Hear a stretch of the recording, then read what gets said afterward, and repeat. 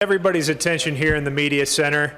It's an honor now to introduce driver the number 15 5-Hour Energy Chevrolet, Clint Bowyer, the pride of Emporia, Kansas, coming back home this weekend. What are your thoughts coming into to this race weekend at Kansas, both in the NASCAR Camping World Truck Series and the NASCAR Sprint Cup Series? Yeah, you know, it's always fun to have something new, you know, on your plate and something I haven't done before in a while. So looking forward to running the truck race here at home in Kansas. I think we had, you know, a pretty good run last time we were here in it, back in the old Harvick days. And you know, this GMS Motorsports, what a team. I was up there at the shop, fitting the seat in the truck and looking at the facility and met Spencer and Joey, the crew chief. Very, very impressed. Built me a brand new truck.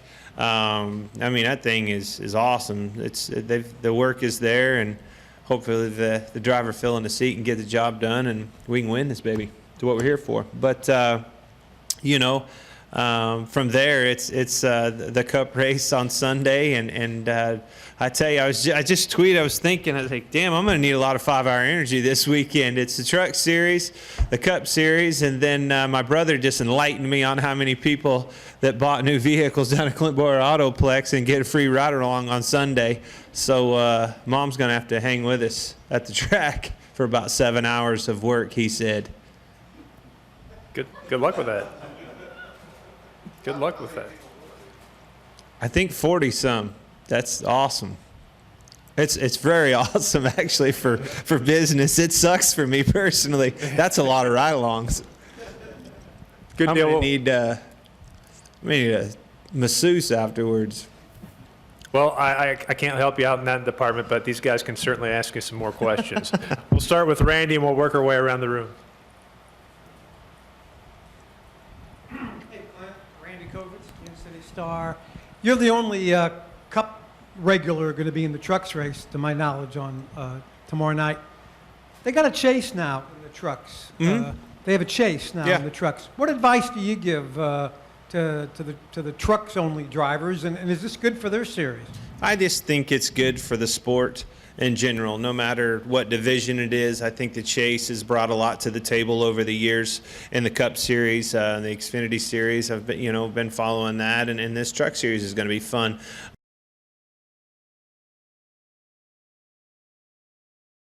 You can also, you know, do a good job, take care of points, take care of your equipment, and not make mistakes.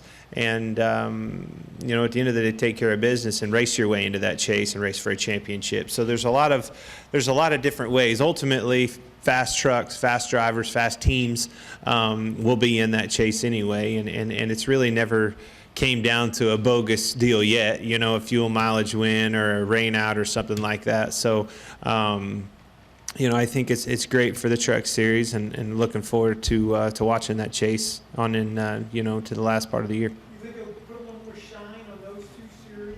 Oh yeah. They get lost with the end of the season with the Cup? I don't think, you know, they get lost by any stretch of the imagination. I just think that, you know, the Cup Series had that to benefit from, and they didn't. You know, I believe that. You know, now that they have that, I think it's just going to be that much more competitive and more compelling to watch. Okay, we'll go up next to Bob. Bob Pockris, ESPN. You tend to show your emotions fairly liberally on Easily. the radio during races and stuff, and obviously being a frustrating year. Have you had to mend fences with your crew very much, especially in the sense of, you know, everybody knows that you're only there for 1 year?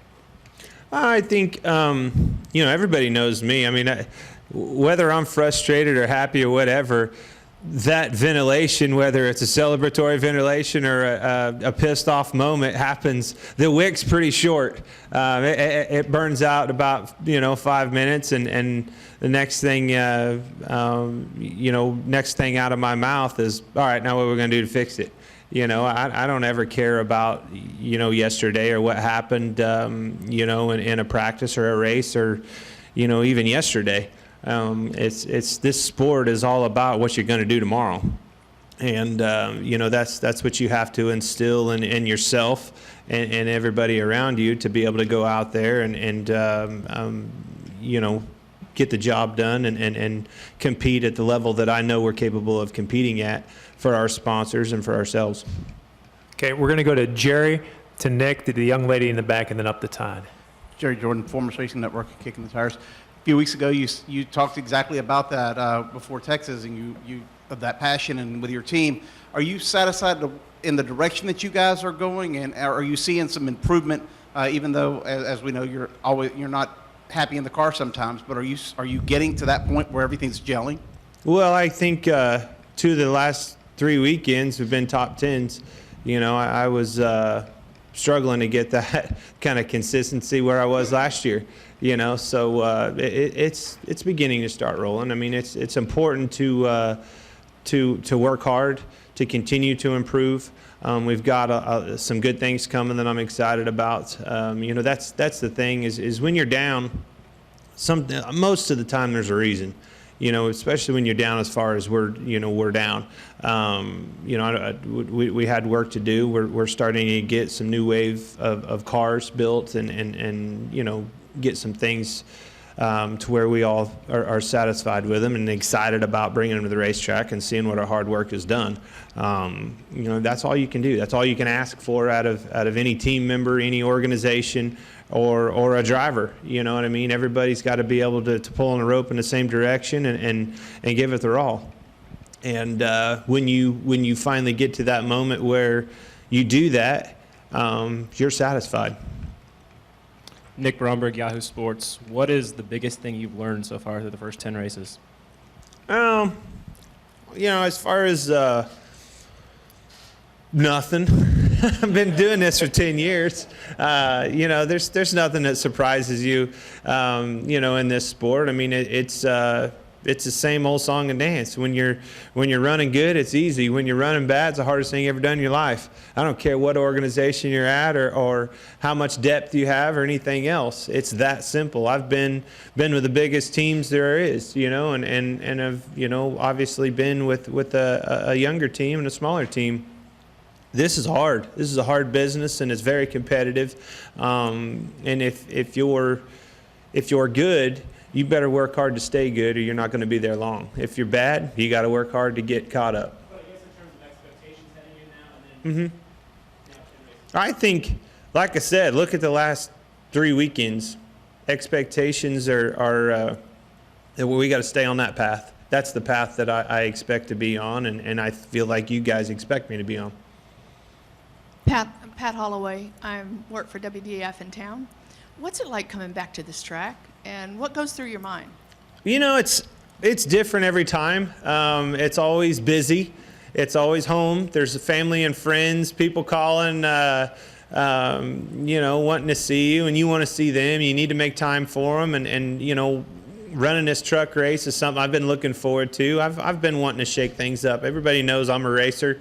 I've always been, you know, willing and ready and excited, you know, for a challenge in any kind of race car through the years. And the truck series has always been a lot of fun for me.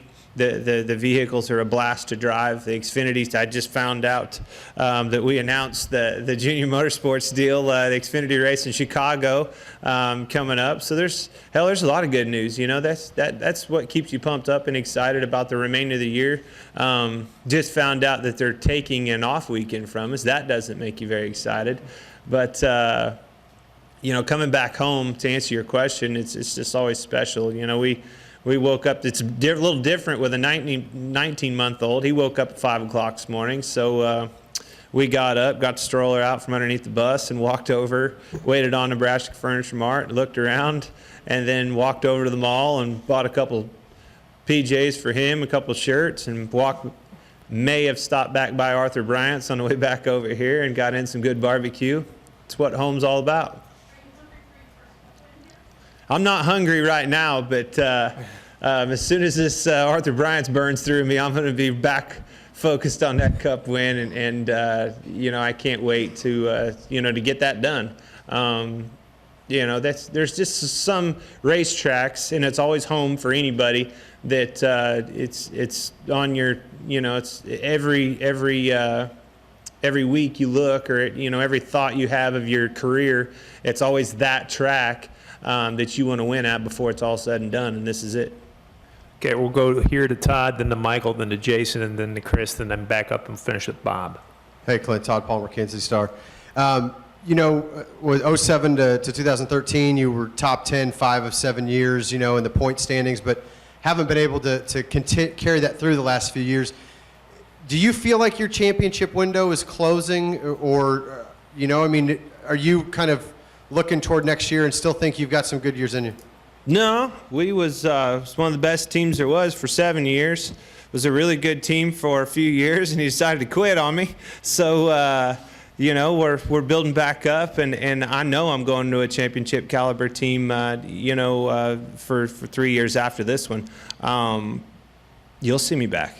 By no means do I consider myself. I feel like you get the race cars underneath of you, and you compete exactly where you've always competed. The history's there. The consistency's always been, part of my racing, and that lends itself to racing for championships and being competitive at the end of the year.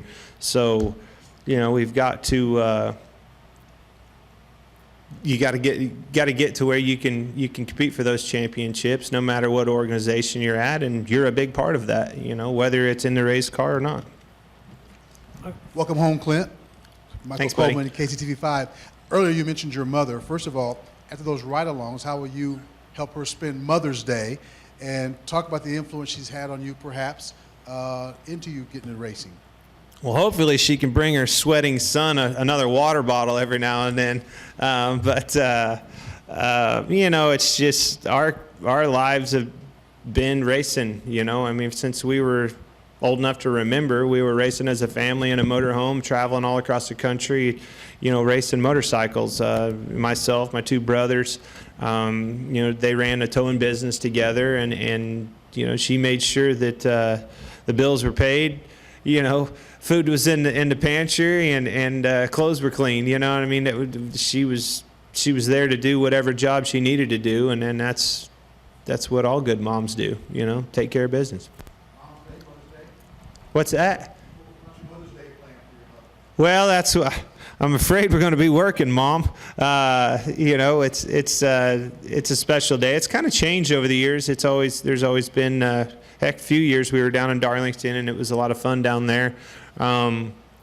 It's just a special day. I think we're going to be staying in Emporia and doing some media stuff on Monday, so we'll be able to celebrate a little bit Sunday night.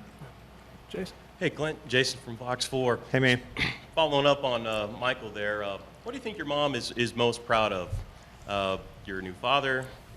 You're in the top of your profession here. You've done so much for your community. What do you think she's most proud of? Grandbabies. If you see her with the grandkids, she spends most of the time in North Carolina anymore because she won't turn loose of them. But no, she's proud of all of her boys. Is just when you think of her, you think of your brothers. Because she's the one that took care of us all. And I was just watching my brother Casey. We were in a business meeting this week together, and Andy, I was watching do the Last Elephant show. He was the broadcaster on the Last Elephant show of all things in the world. It's just weird to think of a small family, come from a small town in Kansas, and all the different things we've been able to do, and most of that is because of this sport of auto racing. Chris and then Bob. Chris Knight, CatchFence.com. Clint, last time you were in a truck, you won with Kevin Harvick, so that was pretty. That's not true. I actually filled in for John West Townley and Pocono. Well, last time you were in a truck second. at Kansas, you won. Last time you were in a truck at Kansas, you won, though. That is true. Yeah, last time you were in a truck at Kansas, you won. Now you're correct. Yeah, last time you were in a truck at Kansas, you won. How long did it take to put this deal together with GMS, and also for the Xfinity Series? When did you know you were going to drive for JRM? It was a phone call and about a 0.2 of a delayed reaction of a yes. I mean, it doesn't take long to put those deals together. They called and asked, and obviously you've got to ask Harry Scott if it's okay. And as soon as that was all said and done, heck yeah, I'd love to run this thing. I told him if that seats empty and you need a driver, I'll be your guy the rest of the year or however much you need. I mean, I like racing. I miss racing an Xfinity Series full time or racing trucks here and there. It's fun. You know, these weekends, for whatever reason, you know, and in my opinion, some of its tech procedures and things like that are slow. They just feel slow for us. And you know, if I was racing, you know, in a truck series, the Xfinity Series or something like that, I think it would, you know, help keep somebody that likes action and likes being on the go a little more occupied. Bob? Bob Pockris, ESPN. You're 27th in points, 2 top 10s. Where would you want to be at the end of the year that would make you say, okay, this was a decent year? Oh, you know, I think that, you know, I felt like being able to compete in and around that top 15 to top 20 land consistently is going to put Harry in a position that he can be appealing, you know, to sponsors, to drivers, and things like that. It's pretty hard to set goals, you know, to winning races and things like that, because let's face it, you know, you got to crawl before you can walk in life, and you know, I feel like he realizes that, and you've got to create some goals to where you can get to where you want to be, and that isn't just a year's time, no matter, you know, what the situation is. A lot of times, if it is, it's hard to, you know, maintain that and keep that when you see teams come in and spend gobs of money and have the success, they can't hold on to it. So, you know, his approach to all this of you know, easing into it and earning his way is the right way. You know, we've just we've got work to do to get it to where I feel like it needs to be by the end of the year. Well, Clint, we appreciate you coming in, and good luck burning off all that Arthur Bryant's this weekend. I need to go jogging. To the back.